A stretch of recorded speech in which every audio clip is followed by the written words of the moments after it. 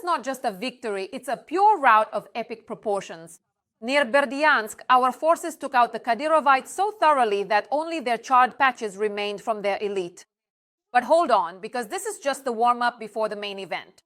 2 tankers from Russia's Shadow Fleet went to the bottom with such an epic splash that Russian propaganda is still coughing up water. And a spectacular bonus on top of that. A Ukrainian fighter jet in the Belgorod region turned the Russian elite into ash and smoke. In Bryansk as well, partisans switched into action mode. We'll destroy everything, minus the occupiers' railway. All the details are coming up in the report. Greed which doomed the Russian occupiers. Near Berdyansk, during a special operation, Chechen Kadyrovites were sent to the afterlife, reports the main intelligence directorate. So Ukrainian partisans discovered that Don Don's valiant looters had set up a scheme to sell the fuel they themselves had stolen. The bearded men were selling diesel at the same spot on the highway near Berdyansk.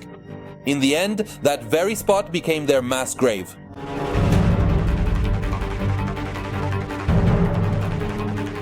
As a result of targeted strikes, the main intelligence directorate successfully hit 2 vehicles used by the Akhmat fighters.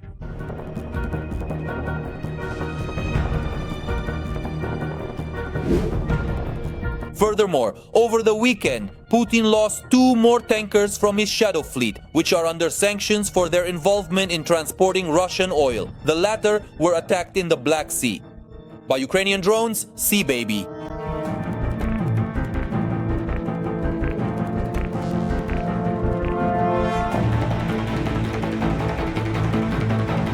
The large Kairos tanker and the cargo ship Berat encountered several Ukrainian drones during their voyage. The incident occurred near the coast of Turkey, but in neutral waters, so there can be no claims against us. How did it happen? It is reported that these were SBU drones, according to sources. But the sources apparently are not just ordinary ones, but very special, because they also leaked the video. And this attack on Russian, well, de facto, not de jure, but de facto, Russian tankers will have simply incredible consequences. We have finally decided to impose our own sanctions on this issue. So we are attacking not only Novorossiysk, not only Tuapse, but also, accordingly, these tankers that are transporting oil.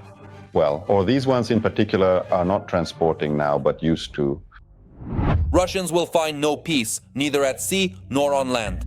In fact, the armed forces of Ukraine are giving the occupiers no respite on every single section of the front without exception. A video report of Ukrainian border guards shared the results of their work. Their drone operators destroyed enemy shelters, communication equipment, and UAV control antennas in the northern Slobozansky direction.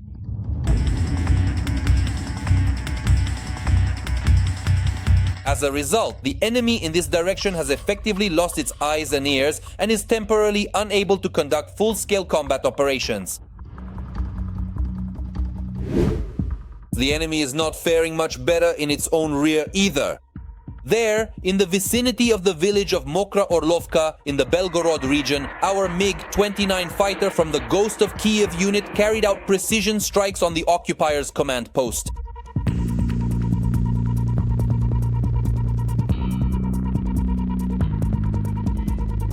The Kremlin does not admit which of the Russian generals was hit by the Ukrainian fighter's strike. However, Ukrainian intelligence hints that, as a result of the raid, the Russian army may lose several high-ranking military officials at once.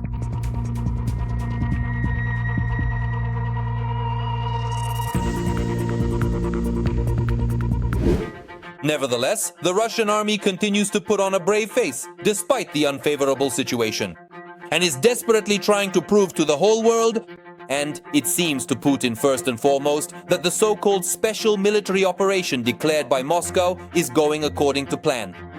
So following the old tradition, Russian flag bearers tried to raise their tricolor over the building in Vovchansk, as if to say the settlement is already under the occupiers' control. But there was a hitch. A Ukrainian drone disagreed with them. Agreed. We're kind of sending a signal to Vladimir Putin, and not just to Vladimir Putin, that all his stories about everything going according to plan and that he's in a state of permanent control and that none of this affects him at all. Well, actually, his assessment of the situation is a bit off. And here are some unique shots from a Ukrainian unmanned ground vehicle. Equipped with an M2 Browning machine gun, it encountered Russian armored vehicles in the middle of the night on the road. Russian armored vehicles. For the occupiers, the encounter was a complete surprise, and for the crew of the MTLB and the armored vehicle itself, it was their last combat mission.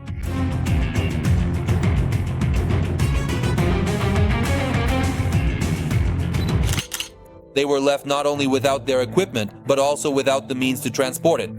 Even in the rear, Russian occupiers can only dream of peace. And all thanks to concerned partisans. They recently carried out a successful sabotage operation in Bryansk, delivering a precise strike against enemy railway logistics.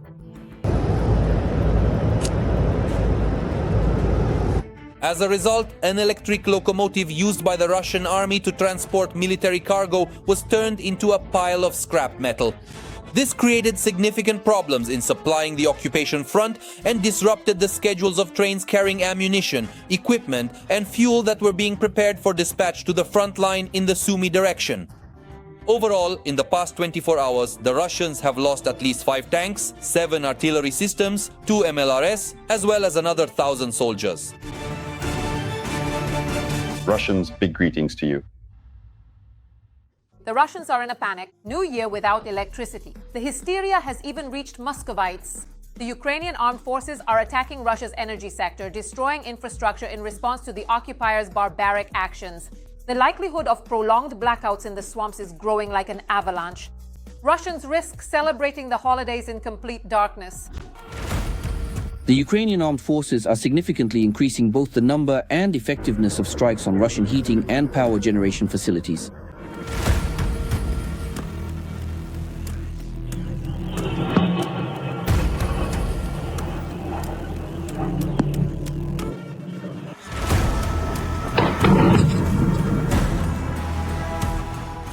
The actions of Ukraine's defense forces are a response to the ongoing attacks on Ukraine's civilian and critical infrastructure. In order to somehow bring this war to a stalemate, to shift it, we need to learn not only to repel enemy attacks on the front line, but also to suppress their logistics and aviation. That's why these measures became necessary. And I'm not even mentioning the need to strike at Russia's military-industrial enterprises and energy system. By trying to leave Ukrainians without power, the Russian dictator is condemning millions of Russians to a dark and cold winter. If they threaten a blackout, for example, in the capital of Ukraine, the Kremlin must realize that a blackout will also come to the Russian capital.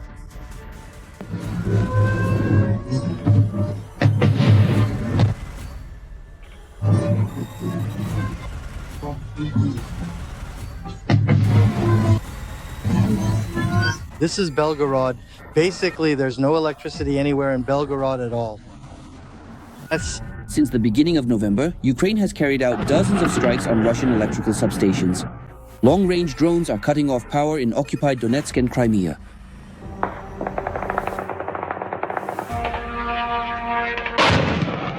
Basically, you'd better charge your phones, looks like. They've decided to cut off our electricity everywhere. I've already counted more than 30 of them. Cha, Kaluzhskaya 32, darkness, and then it keeps going. Darkness, darkness, darkness. And cruise missiles and jet-powered drones are introducing millions of residents in the European part of Russia, including Moscow and the Moscow region, to the delights of blackouts.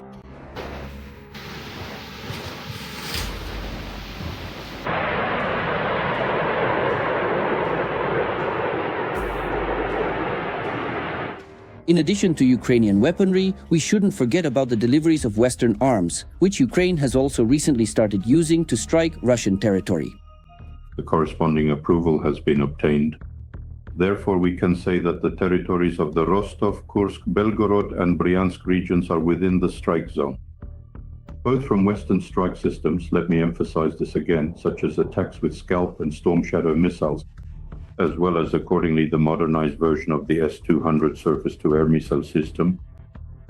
Before the start of winter, Ukraine possesses a wide range of powerful long-range weaponry.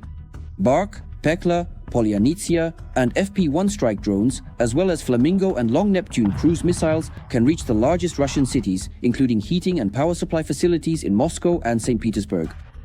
Taking into account the climatic features of the Russian Federation and the tactical and technical characteristics of the Ukrainian strike systems, the Russian Federation is facing a harsh winter, both literally and figuratively. Words. First and foremost, these are thermal power plants and other industrial facilities that sustain the life of major Russian cities.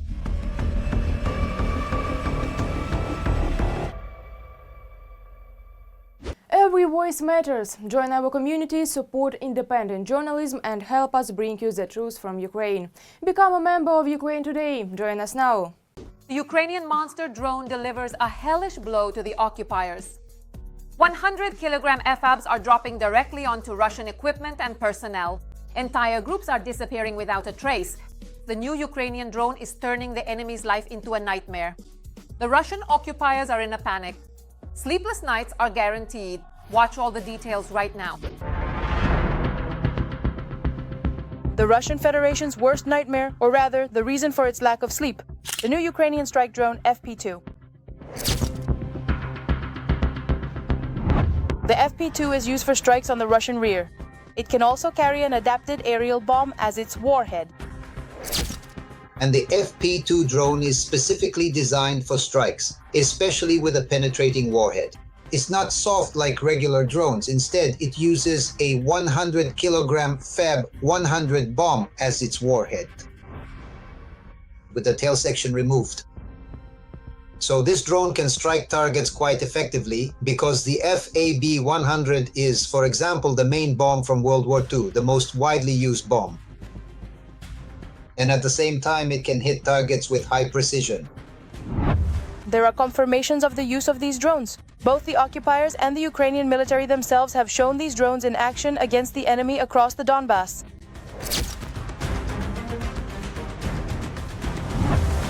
The OFAP marking indicates that the munition is a fragmentation high explosive type designed to strike unprotected and lightly protected targets. The FP2 can hit both stationary targets and in some cases moving targets as well.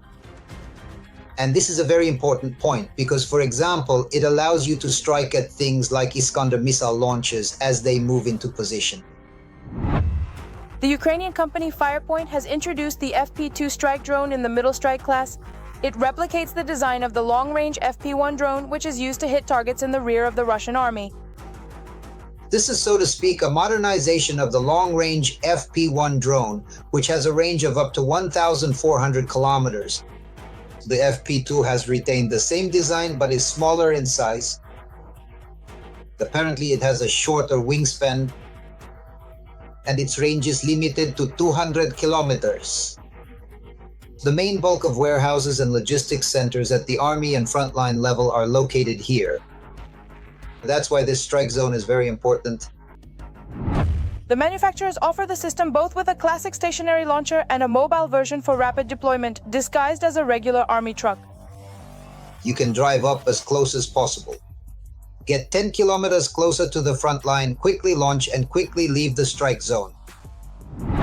It is noted that the relative cheapness and availability of drones, combined with a heavy warhead, allows Ukraine to a certain extent to compensate for the shortage of high-precision missile weapons. The FP2 can be considered a high-precision munition. Why? It is equipped with a camera in the area. Let's put it this way. About 10 kilometers from the front line, a relay is suspended and this drone flies like an FPV. That is, it has a camera on board and strikes the target precisely. In other words, the operator sees the target before striking it.